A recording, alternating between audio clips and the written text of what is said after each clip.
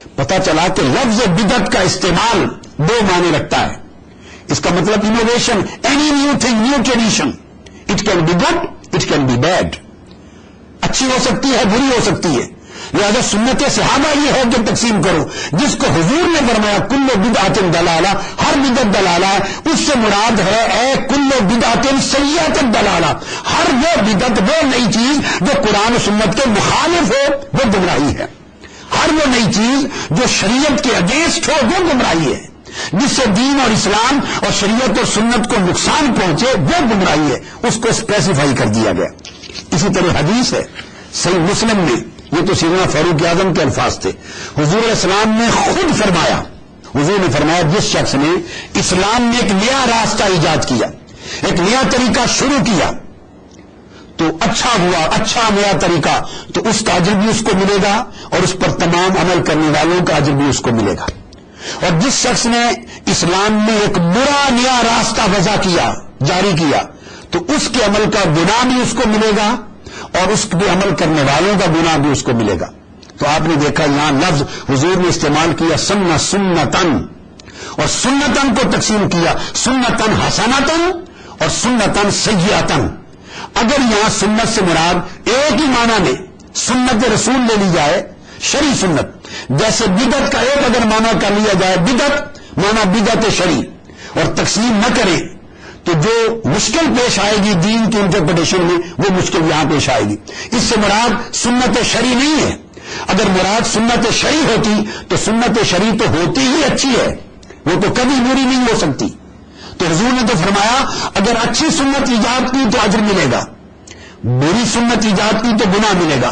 اس کا مطلب ہے کہ سنت کا لفظ یہاں حضور علیہ السلام لغوی معنی میں، لغت کے معنی میں لے رہے ہیں، ڈکشنری میننگز میں، لٹرل میننگز میں لے رہے ہیں، نہ کہ ٹیکنیکل میننگز میں.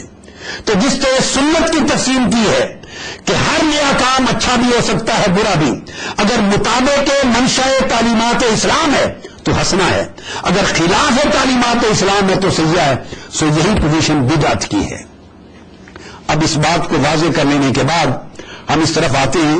یہ وجہ ہے کہ اس کو، یہ طریقہ کار جشن منانے کا، یہ کلچر، یہ ٹریڈیشن، یہ رواج اس دور میں حضور کے اسلام کے عہد مبارک میں تو نہیں تھا. یہ بعد کے دور کی ڈیولپمنٹس ہیں. مگر حضور کی ولادت کی خوشی منانا، اس پر اجر پانا، اس پر اللہ کے حضور سے بخشش ہونا، اور حضور نے خود اپنے بکرے ذبح کر کے اس کی خوشی میں کھانا کھلانا، یہ ساری اصلیں، یہ شرعی دلیلیں، یہ بنیادیں کتاب اور سنت اور فرض افروف حکم کے تحت موجود ہیں. لہذا میلاد منانے کو کبھی بھی عزو شرع بدعت نہیں کہا جا سکتا. جس کسی نے اس کے لیے لفظ بدعت کا استعمال کیا وہ بدعت لغوی معنی میں ہے.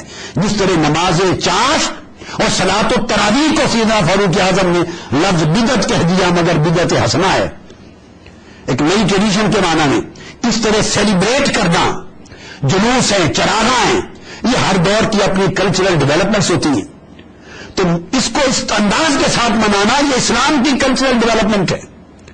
حضور علیہ السلام کے زمانے میں اگر ہم یوم پاکستان مناتے ہیں تو صحابہ نے کبھی یوم مدینہ نہیں منایا تھا، یوم فتح مکہ نہیں منایا تھا، یوم عظمت اسلام نہیں منایا تھا کبھی. جلوس اور چراغاں اور اجتماع یہ اس دور کا کلچر نہیں تھا، آج کا کلچر ہے.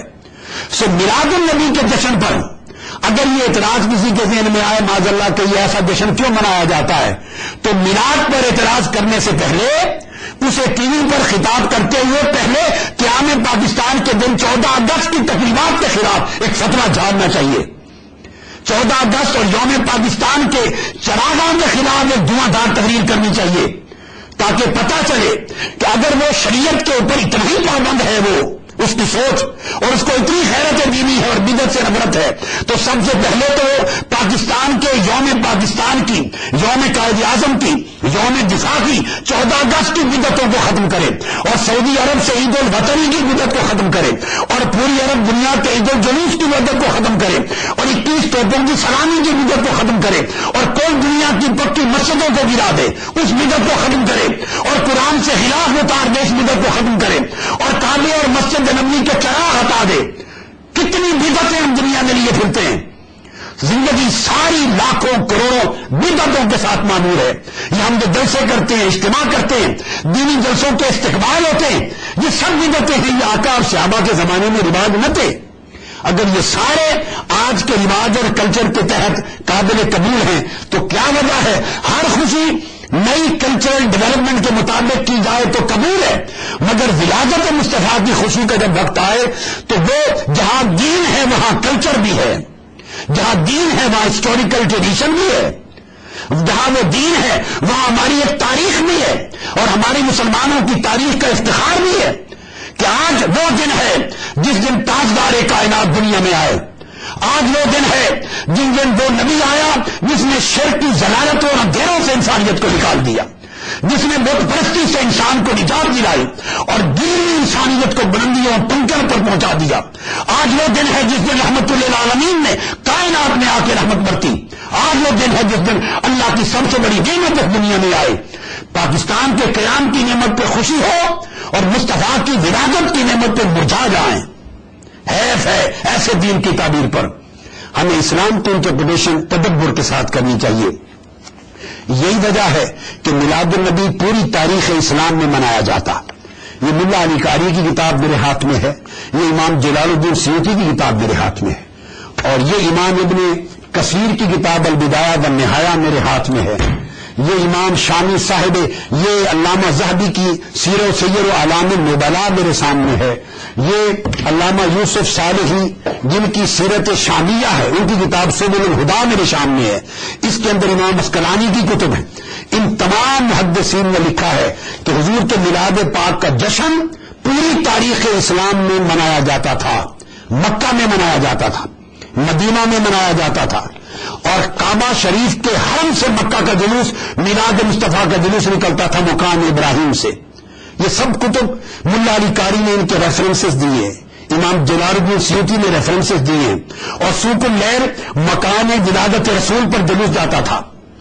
آج سے 75-80 سال 100 سال پہلے تک مکہ معظمہ کو 12 ربیع الاول کی چھٹی ہوتی تھی، چراغاں ہوتا تھا، اور مشل بردار جلوس اور فانوس بردار جلوس، ایک جلوس حرم کعبہ سے چل کے مقام سیدہ آمنہ تک جا کے حضور کا میلاد مناتے تھے. مدینہ میں میلاد ہوتا تھا. ملا علی قاری فرماتے ہیں میں مصر گیا اور میں نے شاہان مصر کے عظیم محفل میلاد میں شرکت کی. یہ ان کی کتاب المورد الروی فی مولد النبی میں ملا علی قاری نے صفحہ 13 پہ لکھا ہے کہ میں ان مجالس میں خود شریک ہوا. اہل مصر مناتے تھے پوری تاریخ اسلام میں. ملا علی قاری اور امام جلال الدین سیوطی کہتے ہیں پوری تاریخ اسلام میں اہل شام مناتے تھے. اندلس اور اسلام کے اسپین میں منایا جاتا تھا.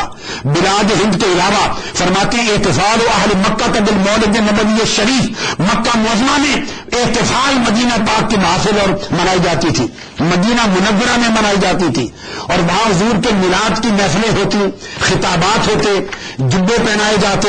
امام ابن جوزی بیان کرتے ہیں لا زال اہل الحرمین الشریفین والمصر والیمن والشام وسائر بلاد العرب من المشرق والمغرب یحتفلون من مجلس مولد النبی ویفرحون بقدوم ہلال شہر ربیع الاول.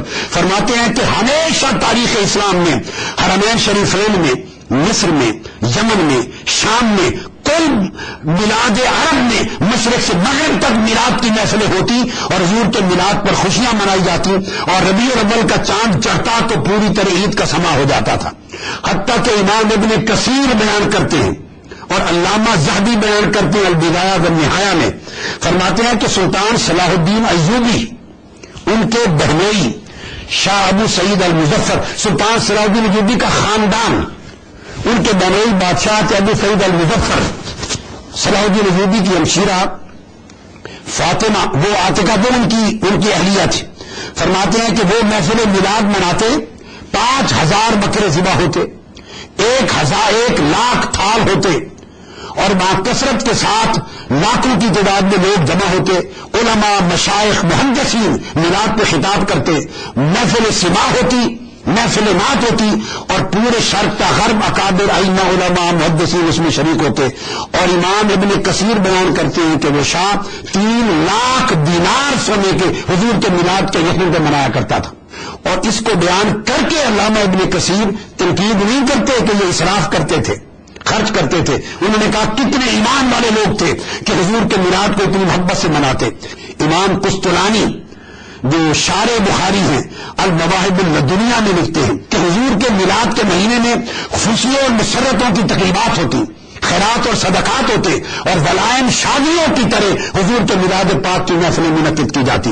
اسی طرح اس کو تمام امام قطب الدین الحنفی نے اہل مکہ کے جشن میلاد کا ذکر کیا.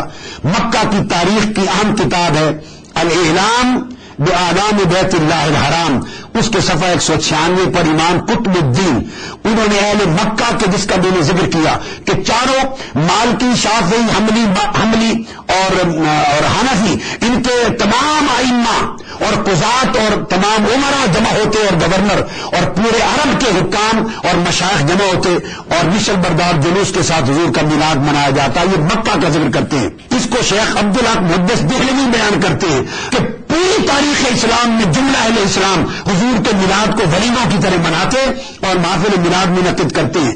حتیٰ کہ حاجی امداد اللہ مہاجر مکی رحمت اللہ علیہ، ان سے کسی نے پوچھا محفل میلاد اور جشن میلاد، وہ فرماتے ہیں کہ اس کے اندر برکات ہیں اور ساری چیزیں چھوڑیں، ہمارے لیے حرمین شریفین کی اتباع کافی ہے. وہ کہتے ہیں کل حرمین میں میلاد منایا جاتا ہے. یہ بات میں نے اس لیے زور سے کہی کہ آج کل کے حالات دیکھ کر بعض لوگ یہ سمجھتے ہیں کہ جی وہاں تو نہیں منایا جاتا. تو یہ بات ذہن میں رکھنی کہ اسلام وہاں ان 75 سالوں میں نہیں آیا، اسلام 1400 سال پہلے آیا تھا. قوانین بدلتے ہیں، کلچر بدلتے ہیں. جو کچھ آج ہے یہ پرانی تاریخ نہیں ہے، یہ آج کا نظام، اس کو نافذ ہوئے 75 سال ہوئے ہیں.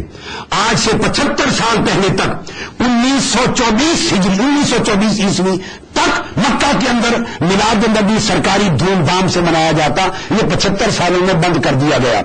تاریخ حرمین شریفین کی میلاد کی وہاں سے یہاں ہمارے پاس پہنچی، نہ کہ یہاں سے وہاں پہنچی. تو حضور علیہ الصلوۃ والسلام کے میلاد النبی کے جشن اور اس کے اوپر یہ کبھی خیال نہ کریں کہ معاذ اللہ کوئی اسراف ہے.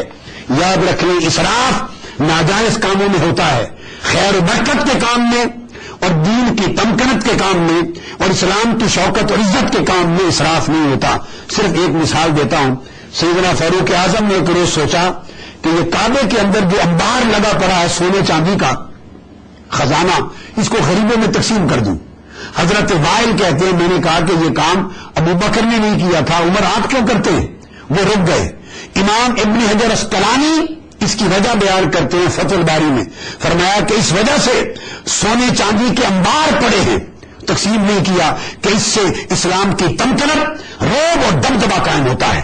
اور اس کو امام علامہ عینی اور اکابر ائمہ اسلام نے کہا وہ دین کے کام جس کے ذریعے اسلام کی عزت اور شان و شوکت اجاگر ہو، تمکنت اور غلبہ اجاگر ہو اور دشمنان اسلام پر اسلام کی عظمت کا دبدبہ قائم ہو، ان چیزوں میں کیا ہوا کام اس میں اسراف نہیں ہوتا. یہی وجہ ہے کہ کعبے کے غلاف کو اعلیٰ ریشمی کپڑے سے اور سونے کی تاروں سے بنایا جاتا ہے. کبھی کسی نے نہیں سوچا کہ یہ اسراف کیوں، سادہ کپڑے سے بھی بن سکتا تھا.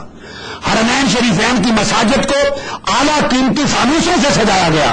ائمہ محدثین کہتے ہیں کہ کچھ جگہیں، کچھ تقریبیں، کچھ نسبتیں ایسی ہیں کہ جن کو جتنا خوبصورت طریقے سے سجایا، بنایا، سنوارا اور بنایا جائے وہ اسراف نہیں ہے، کیونکہ اس کی شان و شوکت سے اسلام کی عظمت اجاگر ہوتی ہے.